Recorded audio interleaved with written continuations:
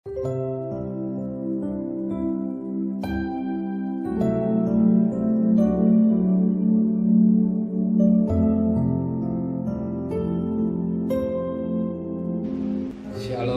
pagi, mari sama-sama tundukkan kepala, pejamkan mata sejenak.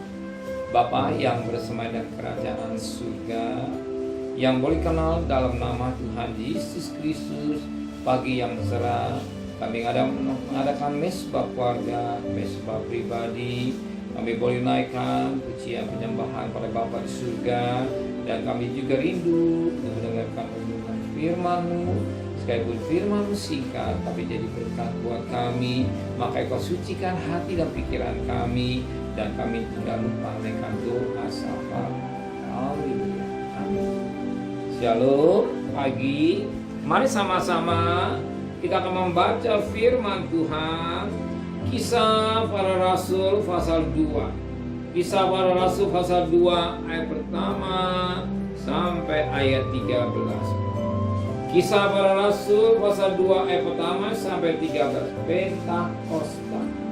Ketika tiba hari Pentakosta, semua orang percaya berkumpul di satu tempat. Tiba-tiba turunlah dari langit suatu bunyi seperti tiupan angin keras yang memenuhi seluruh rumah di mana mereka duduk. Dan sampailah pada mereka lidah-lidah seperti nyala api yang bertebaran, dan hingga pada mereka masing-masing. Maka penuhlah mereka dengan Roh Kudus, lalu mereka mulai berkata-kata dalam bahasa lain, seperti yang diberikan oleh Roh itu kepada mereka untuk mengatakannya. Waktu itu di Yerusalem diam orang-orang Yahudi yang saleh dari segala bangsa di bawah kolong langit. Ketika turun bunyi itu, bergumunlah orang banyak. Mereka bingung karena mereka masing-masing mendengar rasul-rasul itu berkata-kata dalam bahasa mereka sendiri. Mereka semua tercengang-cengang dan heran, lalu berkata, bukankah mereka semua yang berkata-kata itu orang Galilea? Bagaimana mungkin kita masing-masing mendengar mereka berkata-kata dalam bahasa kita sendiri? Itu bahasa yang kita pakai di negeri asal kita. Kita orang Partia, Media, Elam, Mesopotamia, Yudea, Kapadokia, Pontus, dan Asia, Frigia, dan Pamfilia, Mesir, dan daerah-daerah Libya yang berdekatan dengan Kirene, pendatang-pendatang dari Roma, baik orang Yahudi maupun penganut agama Yahudi, orang Kreta dan orang Arab. Kita mendengar mereka berkata-kata dalam bahasa kita sendiri tentang perbuatan-perbuatan besar yang dilakukan Allah. Mereka semuanya tercengang-cengang dan sangat termanggu-manggu sambil berkata seorang pada yang lain, apakah ini? Tapi orang lain menyindir mereka sedang mabuk oleh anggur emas. Hari Pentakosta, hari kelima.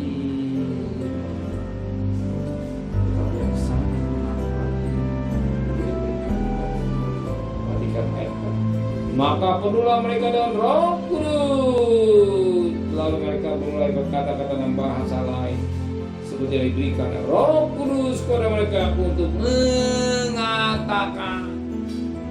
Hari Pentakosta mereka terus menanti bantuan Roh Kudus, dan mereka berkata-kata seperti apa dikatakan oleh Roh Kudus, sebagaimana dikatakan pada ayat yang ke-9. Kita orang Partia, Media, Elam, penduduk Mesopotamia, Yudea, Kapadokia, Pontus, Asia, Frigia, Pamfilia, Mesir, dan daerah lainnya, Libya yang berdasarkan dengan Kirene, pendatang-pendatang dari Roma. Inilah baik orang Yahudi maupun penganut agama Yahudi, orang Kreta dan orang Arab. Kita mendengar mereka berkata-kata dalam bahasa kita sendiri tentang perbuatan-perbuatan besar yang dilakukan Allah. Roh Kudus memberikan kata-kata sesuai dengan apa yang kita baca.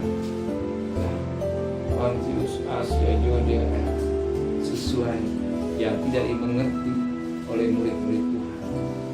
Dan Roh Kudus mengajak pada murid-murid, dan mereka berkata-kata tanpa asal, kudus, yang sesuai dengan apa imannya. Bukan maunya sendiri, tapi asal pimpinan. Amin. Terima kasih Bapa di surga. Meneraikan firman hati kami dan kembalikan besok pagi tubuh yang sehat dengan tidak kurang satu apapun.